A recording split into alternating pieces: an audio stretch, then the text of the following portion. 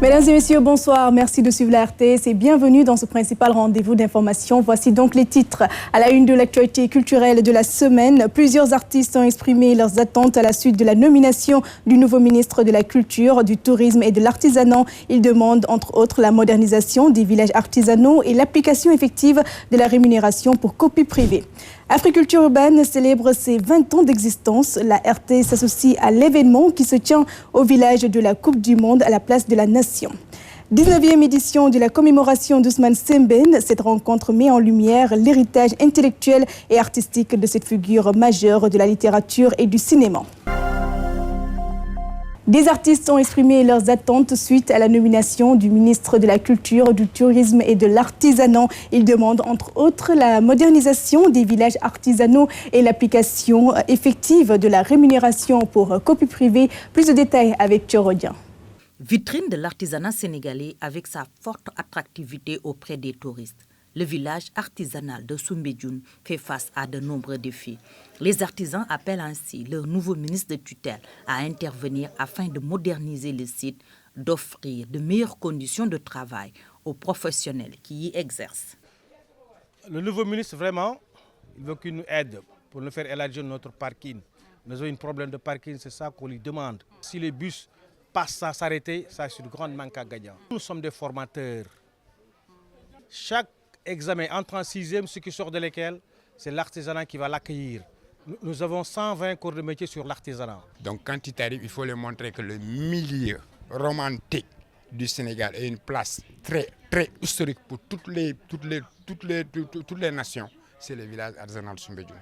Parce que c'est ici que tu viens, qu'on te parle l'italien, qu'on te parle l'anglais, qu'on te parle le portugais, qu'on te parle le brésilien, qu'on te parle le chinois, tranquillement. Parce que c'est des professionnels. Des fois, une seule bus peut satisfaire toute la maison. Donc, ils sont forts, le tourisme. Les bijoutiers du marché Tilène, eux, souhaitent la concrétisation par l'État du projet de mise en place d'un comptoir d'achat d'or, ce qui va faciliter l'approvisionnement en matières premières pour mieux structurer le secteur. Il y a 2 ans de cela, nous avons mis en place un comptoir d'achat d'or, mais il n'a pas été mis en œuvre parce que le gouvernement ne nous a pas fourni l'or. Donc c'est un paradoxe d'avoir un pays de producteurs d'or sans comptoir d'achat d'or. Donc le gouvernement d'Al-Amin Lo, nous leur lançons un appel qu'il fasse tout pour mettre en place ce comptoir. Parce que ce comptoir va permettre les bijoutiers d'accéder aux matières premières, c'est-à-dire l'argent brut et l'or brut. Du côté des acteurs culturels, les attentes sont nombreuses. Toutefois, la priorité demeure la rémunération pour copie privée, considérée comme un levier essentiel pour une meilleure protection et une valorisation des droits des créateurs. Donc, nous espérons en tout cas que le mal soit pris en charge et qu'il soit soigné. Bon, nous ne disons pas que c'est un mal profond, mais c'est un mal peut-être superficiel, le fait de ne pas avoir encore cette rémunération pour copie privée. Voilà. Donc, monsieur le ministre de la Culture, rapprochez-vous davantage des acteurs, qu'ils soient de la scène, de la musique, des arts plastiques, que ce soit justement des conteurs, des historiens de la culture. Ils sont là, ils sont prêts à vous accompagner. Appuyez conséquemment justement l'ARCOTS national, qui est l'association des artistes et comédiens de théâtre sénégalais. Avec l'arrivée du nouveau ministre de la Culture, de l'Artisanat et du Tourisme, les acteurs espèrent des réponses concrètes à leurs préoccupations. La première association dédiée aux cultures urbaines célèbre ses 20 ans d'existence. Les membres d'Africulture urbaine ont d'ailleurs fait face à la presse en marge du festival qui se poursuit jusqu'au 21 juin. La RTS s'associe à l'événement qui se tient au village de la Coupe du Monde à la place de la Nation. Hawa Habitiam. 20 ans d'art, 20 ans d'engagement en faveur des cultures urbaines.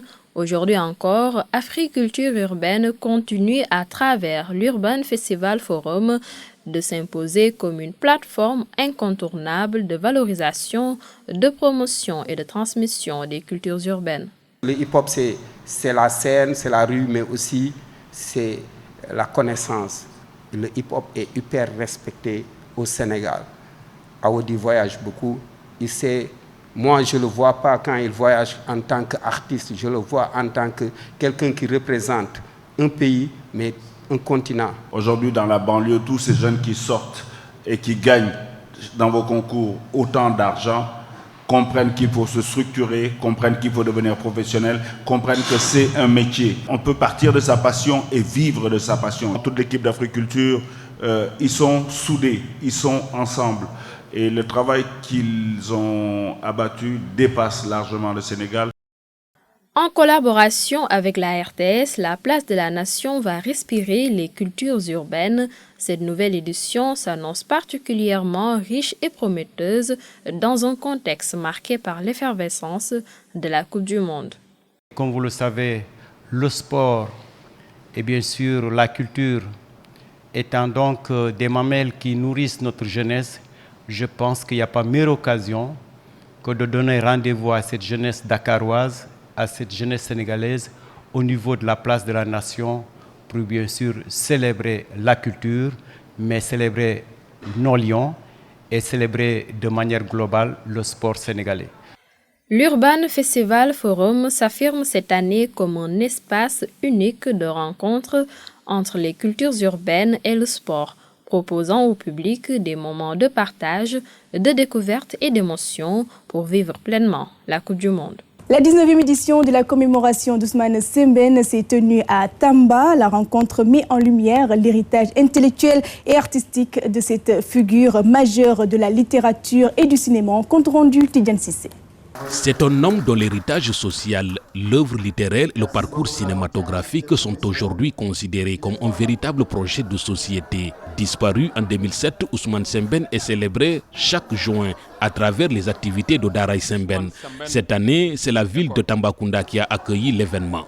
Il y a une phase itinérante de la commémoration de Sembène Ousmane et Odaray Sembène a porté cette année son choix sur Tambacounda. Et je dis que Tambacounda a battu le record de l'engagement pour la promotion de l'œuvre de Sembène Ousmane. Écrivain visionnaire, cinéaste engagé, éducateur populaire avant l'heure, Ousmane Sembène demeure une référence majeure pour toutes les générations africaines. À travers ses œuvres, ses films et son engagement militant, Ousmane Sembène a constamment plaidé pour une Afrique libre, digne et maîtresse de son destin. Et quand on lui rend hommage aujourd'hui, comme le fait Odaray Sembène, avec des élèves, et ça c'est très important, c'est pour que justement le patrimoine puisse être transmis. Le patrimoine, c'est ce qui mérite d'être transmis. On ne doit pas transmettre n'importe quoi. On ne doit pas faire connaître n'importe qui. Il faut choisir. Cette commémoration se vaut également un cadre de promotion du livre et de la lecture auprès des jeunes. L'activité concernant la commémoration d'Ousmane Sembène était vraiment enrichissante parce que ça nous a permis d'avoir un point de vue sur quelque chose. L'œuvre même parle des bouts de Dieu. Il parle des causes qui libèrent l'Afrique de la colonisation. Sembène Ousmane nous a appris que l'art ne doit pas seulement divertir, mais qu'il doit éveiller les consciences. En tant qu'artiste-compositeur, j'ai toujours conçu ma musique comme un outil au service de l'éducation, de la citoyenneté et du rayonnement de notre patrimoine.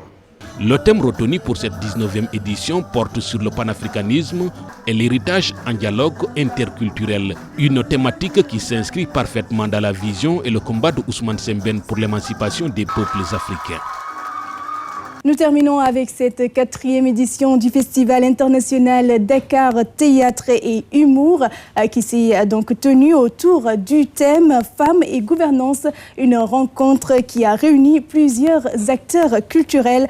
Modou Ndiaye nous en dit plus.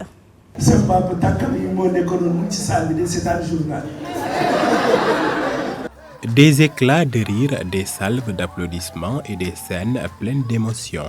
À Dakar, le théâtre et l'humour ont une fois investi l'espace à l'occasion de la 4e édition du Festival international Dakar Théâtre et Humour.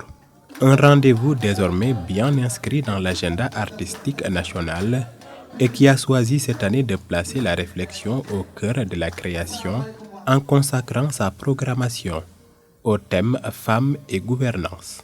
À travers ce thème, nous rendons hommage à toutes ces femmes qui se battent pour avoir un poste, pour occuper pour avoir un pouvoir, pour pouvoir exercer un métier et pouvoir manager, prendre des décisions, être à la tête. Nous rendons hommage à toutes ces femmes battantes qui ne cessent vraiment de prendre à bout des projets qui transforment la société. Le festival a cette année affirmé son ancrage dans les terroirs en accordant une place de choix aux expressions scéniques venues de l'intérieur du pays. À cet égard, la ville de Thiès a été portée au rang d'invité d'honneur, symbole d'une volonté de valoriser la richesse et la diversité de la création théâtrale sénégalaise. Les compagnies nationales étaient plus présentes. Il y a une compagnie qui vient de Saint-Louis, le théâtre, en plus de Mbour, Cœur Sabali Art, en plus de Cœur Arco Thiès, ils étaient aussi là. Il y a aussi, ils nous viennent aussi de Yarar, de Yeumbeul et aussi de Dakar. Nous nous réjouissons de l'invitation qui nous a été faite par la directrice du festival Yacine Sané, raison pour laquelle nous avons déplacé 2 spectacles à Dakar. Le premier spectacle, c'est le chemin de l'honneur de Tchernaba, qui a été présenté hier au grand public. Et aujourd'hui, à la cérémonie de clôture, nous allons présenter Koumba Siré, qui va retracer le folklore sénégalais. Et c'est un grand plaisir pour moi de participer à cette création d'abord et pour avoir interprété le rôle de Sakura Bandiaki, le gérant de l'auberge. Et nous espérons aussi que la création va continuer à se jouer, la création va se faire entendre parce que c'est un thème qui est d'actualité et qui nous interpelle tous. Si le festival a fait le choix d'un ancrage résolument national, il n'a pas pour autant renoncé à son ouverture sur le monde. Parmi les temps forts de cette dynamique figure une résidence de création conduite par le metteur en scène suisse Roger Nitdecker. L'artiste est venu de Zurich pour présenter une adaptation inspirée de l'œuvre de l'écrivain russe Nicolas Gogol, une participation qu'il espère voir se prolonger à travers une plus large diffusion des créations présentées durant le festival. Le thème de la création, c'est la corruption. On a fait une adaptation, moi et Hilde Vermeda du Burkina, on a fait une adaptation de ce spectacle et maintenant c'est vraiment rodé et c'est adapté dans le contexte africain aussi. Bonjour, bonsoir selon la position du soleil. Homme et omelette, femme et femmelette. À travers cette 4e édition, le Festival international Dakar Théâtre et Humour réaffirme sa vocation première, faire du théâtre bien plus qu'un espace de divertissement. Un lieu de rencontre, de réflexion et de dialogue où les enjeux de la société trouvent un écho sur scène. Porté par cette ambition, le rendez-vous poursuit son inscription dans les paysages culturels et contribue année après année à élargir les horizons de la création artistique. C'est la fin de ce journal de la culture. Mesdames et messieurs, merci de l'avoir suivi. Excellente suite des programmes à toutes et à tous.